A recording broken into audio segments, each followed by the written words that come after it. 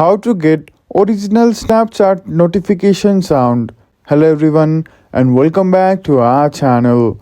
Today I'm going to show you how to get back the original Snapchat notification sound if it's been changed or replaced. So let's dive right into it. First, head over to your phone settings. This is where we all manage these notification sounds for Snapchat. Scroll down and select apps or apps and notification depending on your device.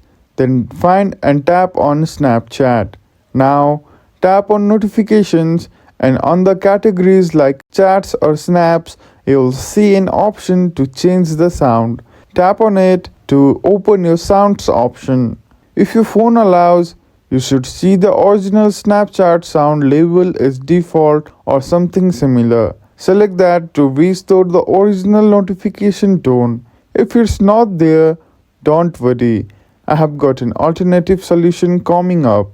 If the sound isn't listed, you can download the Snapchat sound from an online library and set it as your custom notification tone.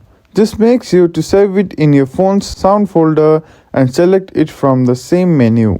And there you have it. You can now enjoy the classic Snapchat notification sound again. If this video helped you, please give it a thumbs up and subscribe to our channel. Thank you for watching and we will see you again in the next video.